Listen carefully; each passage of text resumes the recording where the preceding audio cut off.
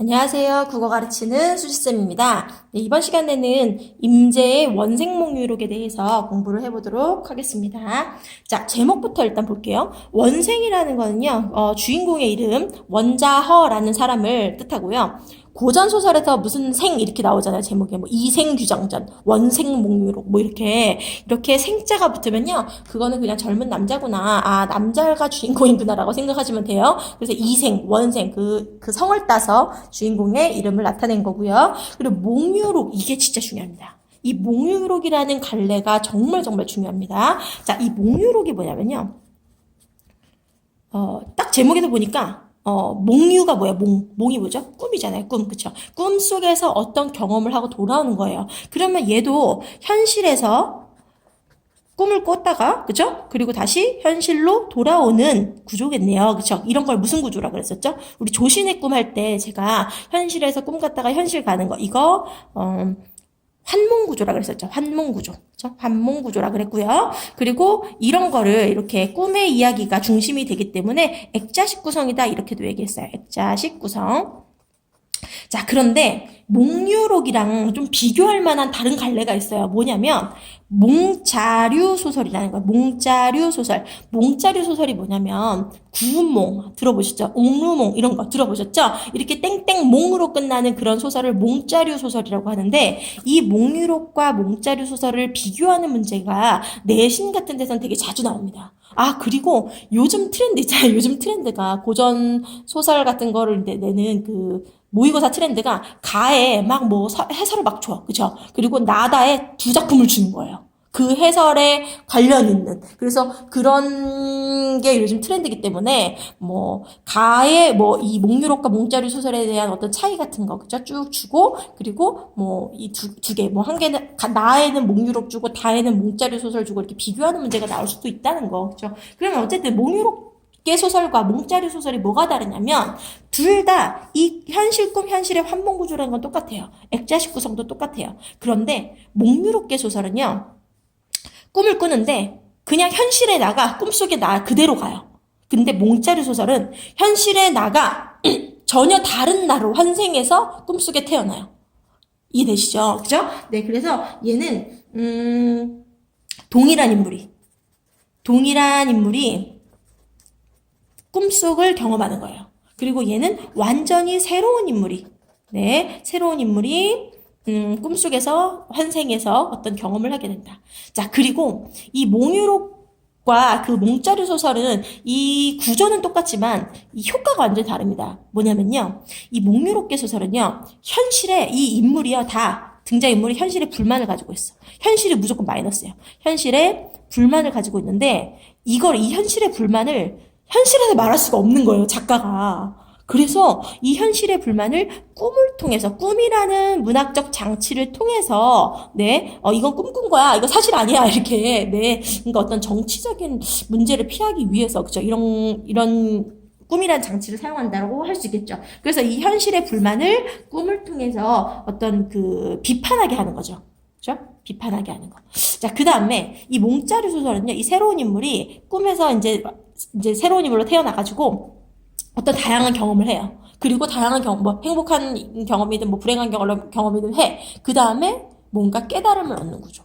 다시 이제 현실로 돌아와서 깨달음을 얻는 구조야. 그래서 이 몽유록계 소설과 몽자류 소설의 어떤 그 공통점과 차이점 같은 거 이런 거를 좀 알아두시면 좋을 것 같아요. 자, 근데 이제 그 제목부터 보면 알아요. 제목이 뭐 몽유록은 딱 이렇게 생겼어요. 뭐 원생 몽유록, 그죠? 이것처럼 원생 몽유록이라거나.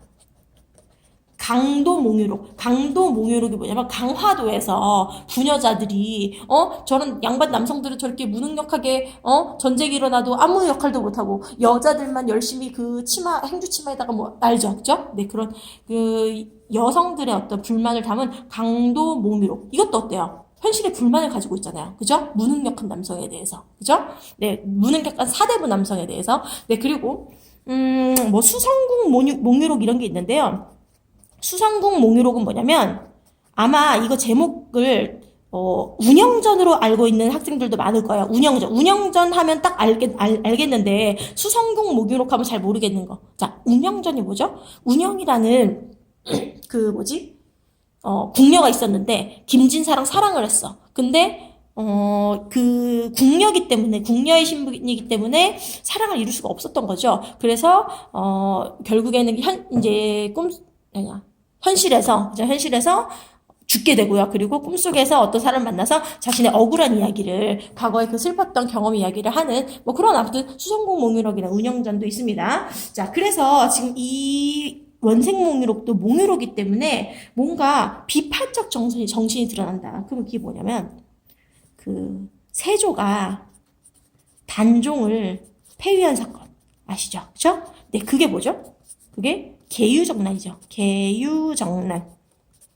그 당시 충신이라고 불린 사람들은 다 사육신이라든지 생육신이라든지 이렇게 단종을 따라 죽던지, 그죠? 아니면 안 죽더라도 단종을 끝까지 따랐던 인물들이 있었어요. 그죠? 네, 그런 사람들이 이제 충신이라고 생각하는 거죠. 이 작가는. 그래서 이 세조를 부정적으로 보는 거고, 이 죽은 단종, 이 단종에 대한 충성심, 그리고 이 세조가 단종을 폐위한 이 사건에 대해서 비판하는, 네, 그런 내용이 바로 이 원생몽유록입니다. 그러면, 자, 이 몽유록의 특징이 이 글에서 어떻게 나타나는지 한번 보도록 하겠습니다. 자, 여기서 이 원자허라는 사람이 있대요. 이 원자허는 실제 그 생육신 중 한 명인 원호라는 사람을, 가상의 인물로 바꾼 거예요. 이 원자허라는 인물로. 네. 그래서 이제 원자허라는 사람이 있으니, 강계한 선비였다. 자, 인물의 성격을 어떻게 표현했어요? 직접 제시했죠. 그죠? 직접 제시. 직접 제시 다른 말로 요약적 제시라고 하고, 요약적 제시를 다른 말로 말하기라고도 하죠. 그죠?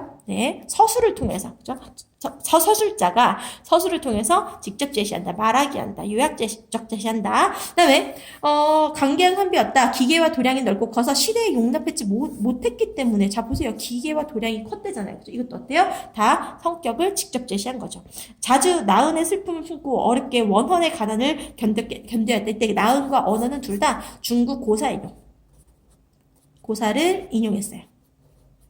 아침에 나가서 밭을 갈고 저물 때 돌아와서 옛사람의 글을 읽었어요. 뭐야? 주경야독이죠. 그죠? 네. 아침에 나가서 밭 갈은 거니까 주경, 그리고 저녁에는 책을 읽었어요. 주경야독. 그 다음에 일찍이 역사서를 보다가 역대의 위태로워 망할 지경에 처하거나 구본이 옮겨가거나 아니면 운세가 떠나는 곳에 이르면 뭔가 좀 부정적인, 그죠? 네, 그런 부분을 읽으면 책을 덮고 눈물을 흘리며 마치 자신이 그 시대에 처하여 망해가는 것을 보고도 힘으로 부지할 수 없는 것처럼 애태우지 않은 것이 없었다. 그러니까 되게 정치에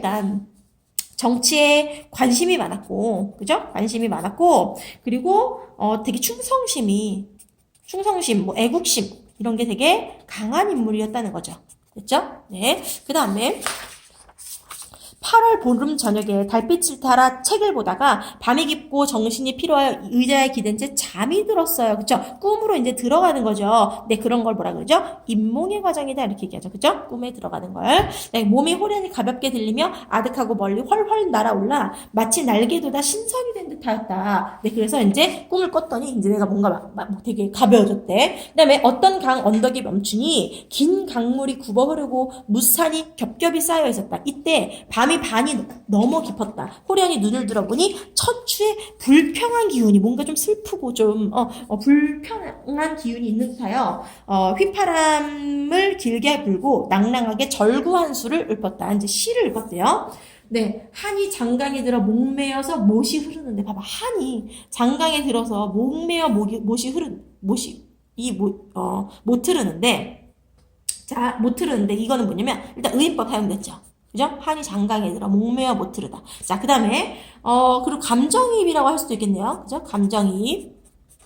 갈대꽃 단풍잎에 찬바람만 우수수 분의 음성상지가 나고요. 그죠? 그리고 어때요? 찬바람이 우수수 불어요. 그죠? 슬프죠? 그래서 감정을 쓸쓸하고 이런 고독하고 안 좋은 감정, 그죠? 감정을 고조심화한다. 이렇게 얘기할 수 있겠네요. 분명 이곳은 장사의 언덕이거늘 달 밝은 밤에 어떤 영혼은 어디에서 노니는가, 이런 시를 지었어요. 그죠? 그랬더니 서성이며 둘러볼 즈음에 호련히 멀리서부터 가까워지는 발자국 소리가 들린 거예요. 이윽고 갈대꽃 깊은 곳에서 호남아 한 사람이 불쑥 뛰어나왔다. 새로운 인물이 등장했다는 건, 새로운 사건이 이제 나타나겠구나. 네. 복건을 쓴 사람입니다. 이 사람은 복건을 쓴 사람이 이제 그 야복을 입었으며 풍채가 맑고 미목이 수련하여 늠름하게 수양산의 백이숙제의 유풍이 있었다. 수양산의 백이숙제. 이 사람 백의와 숙제 뭐 한 사람이죠? 백의와 숙제는 왕이 바뀌었어요. 은나라 주왕이었다가 이제 이 나라가 이제 이 왕조가 주나라 무왕에 의해서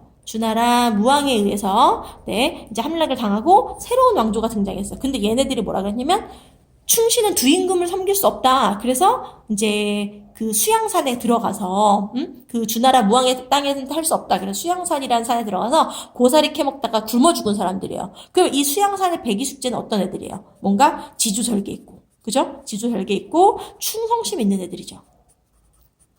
아무튼 그 사람을 보니까 이 백이숙제에 유풍이 있었다는 거, 아, 이 사람 충신이구나. 그쵸? 충신이구나. 앞으로 다가와서 읍하고 말하기를, 자허께서는 오는 걸음이 어찌 더디었습니까? 왜 이렇게 늦게 오셨어요? 우리 임금께서 마중하라고 하셨습니다. 하고 지금 우리 임금이라 그랬어요. 지금 왕이 기다리고 있대. 이 왕은 누굴까요?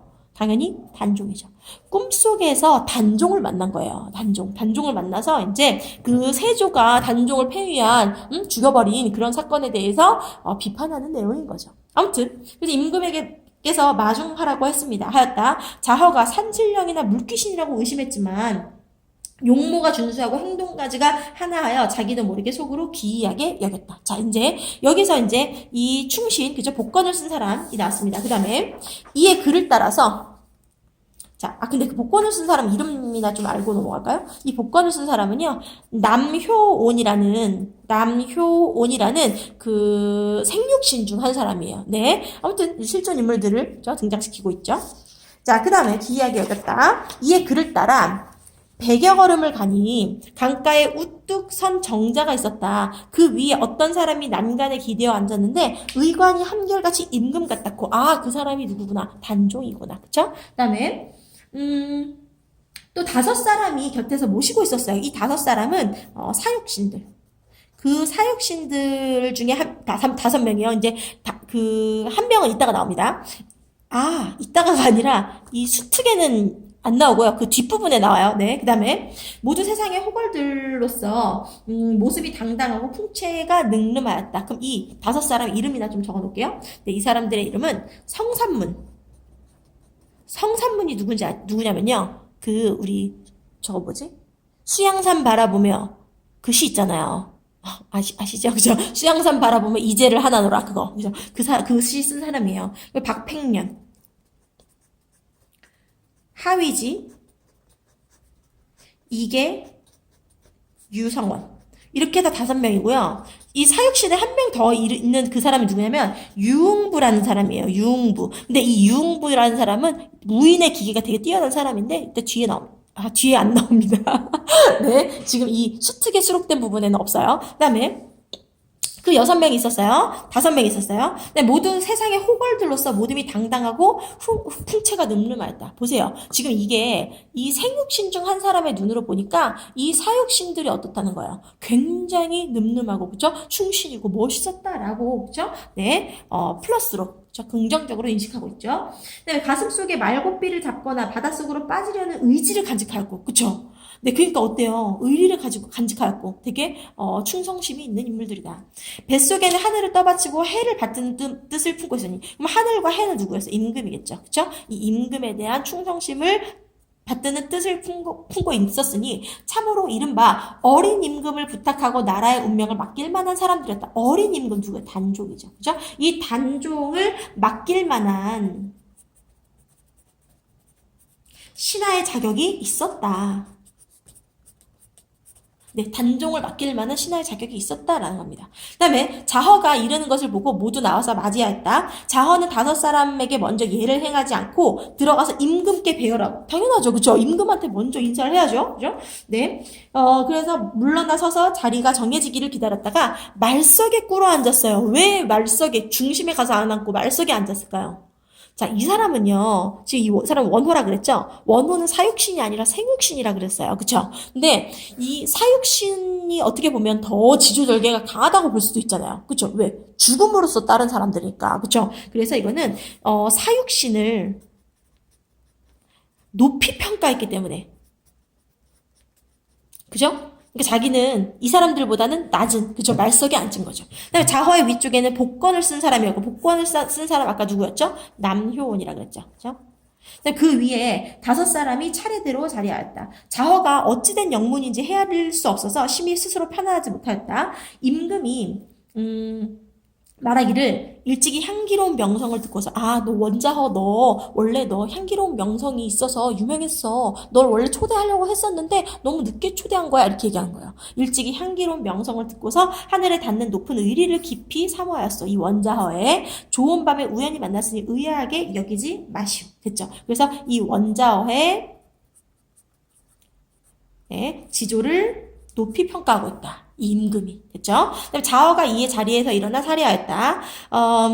자리가 정해진 뒤에 고금의 흥망을 서로 토론하면서 지칠 줄을 몰랐다. 자, 근데 그 몽유롭게 소설들은요, 토론의 내용이 되게 많이 나와요. 그러니까 뭐냐면 서로 신세한탄을 막 주고받거나 아니면 뭐 자기 의견을 막 이렇게 주고받는 이런 토론의 과정이 많이 나온다. 아무튼 토론하면서 지칠 줄 몰랐다. 복권 쓴 사람이 계속 나오네요. 복권 쓴 사람이 크게 탄식하며 말하기를 요순, 우, 탕 이 나라들이 있는데 이 중국의 나라들이에요. 근데 이 나라들은요, 다 정상적으로 왕위 계승을 한 나라가 아니에요. 정상적으로 왕위 계승을 한 나라가 아니고 뭔가 이렇게 역성혁명을 하거나 그러니까 왕위를 빼앗거나 이런 왕들이란 말이에요. 그러면 이 복거 쓴 사람의 입장에서는 얘네들을 긍정적으로 여길까요? 부정적으로 여길까요? 당연히 부정적이라고 생각합니다. 얘를 부정적으로 평가해요. 얘네들을. 네, 한번 보세요, 이제.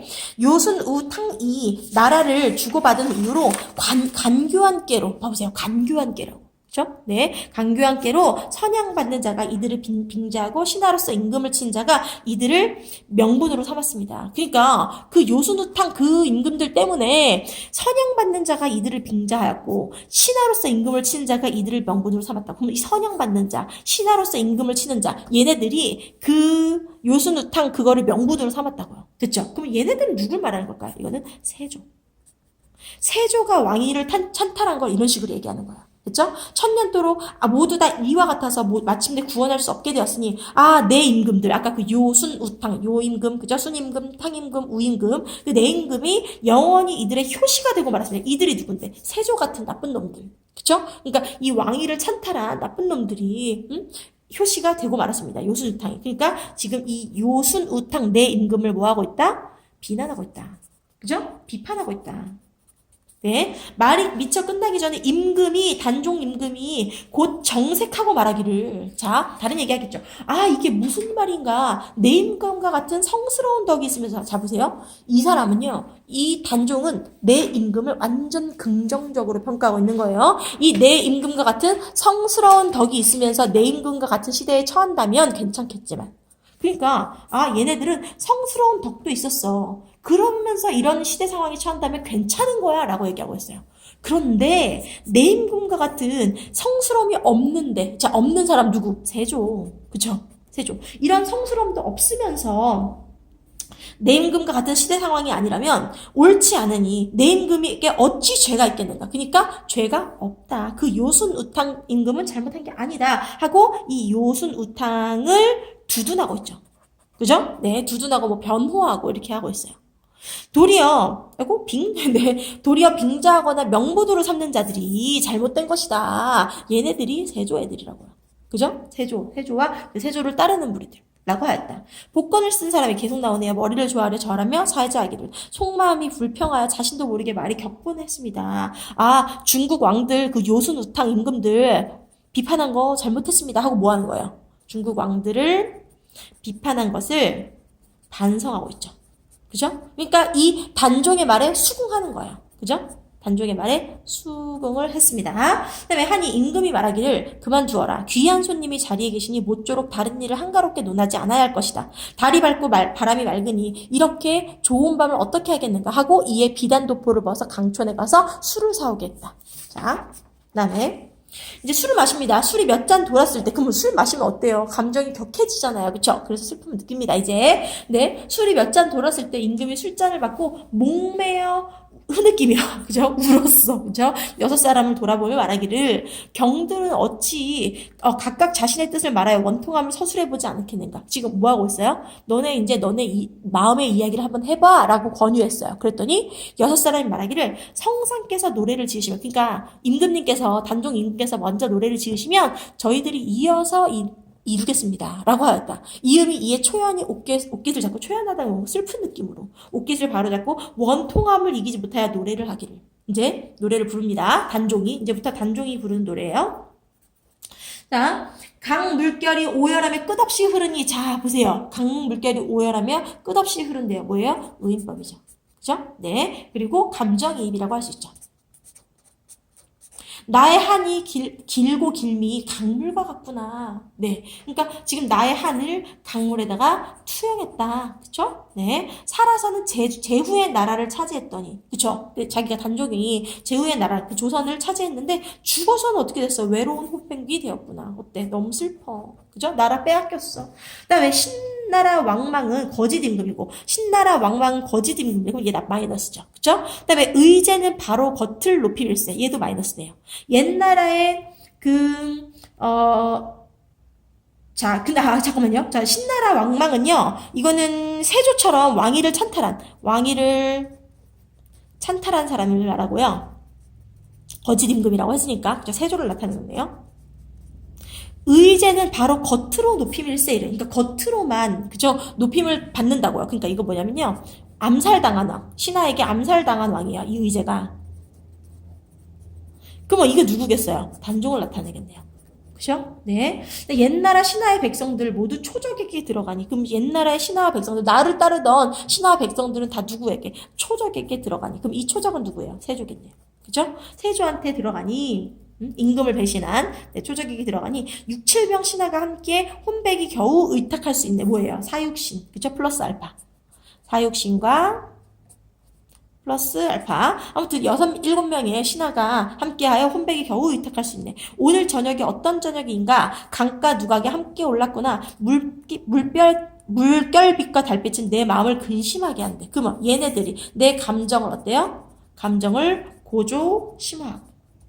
네. 그리고 슬픈 노래 한 곡조에 천지는 아득하기만 하네. 졸라 슬프다라고 시를 읊었어. 그랬더니 노래가 끝나자 다섯 사람이 각각 절구 한 수씩을 읊었다. 그러니까 이제 사람들이 이제 아까 전에 그 사역신들 있잖아. 그 5명이 한 명 이렇게 시를 읊는 과정이 나타난다. 됐죠? 그죠? 네. 자, 보세요. 지금 이 작품 속에 시가 엄청 많이 나옵니다. 그죠? 이렇게 소설 속에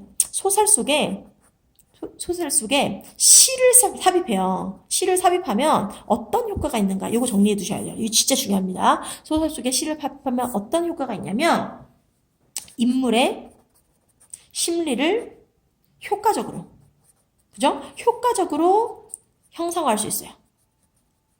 그죠? 네, 그리고 작품의 그죠? 주제의식도 뭔가, 형성할 수 있고요. 그죠? 강조할 수 있고요. 그리고, 지금 얘네들은요, 그냥 쭉 줄거리잖아요. 그쵸? 근데 얘는 시기 때문에 문체가 달라집니다. 그래서 문체에 변화를 줄 수 있다. 그래서 문체에 변화를 주어서 뭔가 그 서술상의 지루함을 탈피하고, 그리고, 독자의 흥미를 유발할 수 있다. 그죠? 네. 여기서 흥미라기보다는 관심 정도를 유발한다고 할 수 있겠네요. 그죠? 그래서 소설 속에 시를 삽입할 때 가장 중요한 효과는 인물의 심리를 효과적으로 제시할 수 있다라는 겁니다.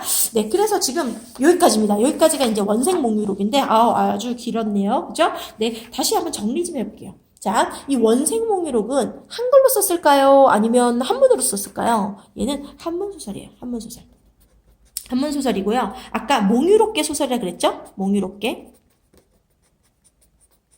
네, 이 몽유롭게 소설이고, 네, 고전 소설은요, 시점이 거의 대부분 99% 시점이 전지적 작가 시점. 자, 전지적 작가 시점이면요, 네, 그러면, 서술자는 작품 속에 있는 거예요, 밖에 있는 거예요? 이게 몇 인칭이에요? 3인칭이죠. 작품 속에 나가 등장해야지만 1인칭이에요. 근데 나가 등장을 안 해. 그러면 누구는 어떻게 했다 이렇게 나오잖아요. 그러면 이거는 3인칭 시점입니다. 그러면 서술자의 위치. 서술자의 위치는 어디에 있다? 작품 밖에 있다. 그죠? 그리고 지금 이 서술자가 인물의 심리 알아요, 몰라요? 알아요. 그죠? 다 알아요. 뭐, 원자는 어떤 사람이고, 뭐, 그는 뭐, 슬픈 마음으로 어쩌고 이렇게 나왔잖아요. 그죠? 인물의 심리를 다 압니다. 그래서 전지적 작가 시점. 이 서술자는 작품 밖에서 인물의 심리를 모두 알고 있다. 이런 말이 나올 수 있어요. 그죠? 네. 그리고요. 이거 순행적 구성이에요, 역순행적 구성이에요? 순행적 구성이죠. 내가 꿈을 꿨어. 꿈속에서 누구누구 만났어. 그죠? 그리고 나서 꿈을 깼어. 네. 그래서 이건 순행적 구성이고, 그리고 또 액자식 구성이면서 몽유록, 그죠? 몽유, 한몽구조라는 거. 그죠? 한몽구조. 이런 얘기도 할 수 있고요. 그리고 이 몽유록에는 구조가 있는데, 입몽을 하잖아요. 꿈에 들어갔어요. 그럼 얘가 배회를 해요. 아까 전에 얘도 어땠어요? 꿈속에서 막 신선이 사는 세계같이 막 이렇게 돌아다녔는데 뭐 불평한 기운이 있어서 뭐 강물을 보고 노래를 불렀죠. 그죠? 네. 그래서 이렇게 배회를 하고요. 그 다음에 누구를 만나요? 그 다음에 뭐 하냐면 토론을 합니다. 토론했죠. 아까 전에 그 토론이라는 게 시를 주고받는 것도 토론이라고 할 수 있어요. 근데 이제 이 소설 이제 뒷부분을 보면요. 막 뭐, 무슨 어떤 임금은 어떻고 이렇게 막 토론을 한 내용이 나와요. 그 토론을 하고요. 그리고 이제 서로 노래를 주고받고요. 그리고 강몽을 하는. 꿈에서 깨어나는 그런 구성으로 되어 있다라는 겁니다. 네. 그래서 이거는 이 원생몽유록은 현실에서 이제 세조를 비판할 수 없으니까, 그죠? 현실에서 비판하면, 자기가 죽을 수도 있죠. 그래서 이런, 꿈이라는 장치를 통해서 현실에 대한 비판의식을 드러낸 몽유록계 소설이다라고 알아주시면 되겠습니다. 네. 정리 잘 하시고요. 네. 오늘은 여기까지. 안녕.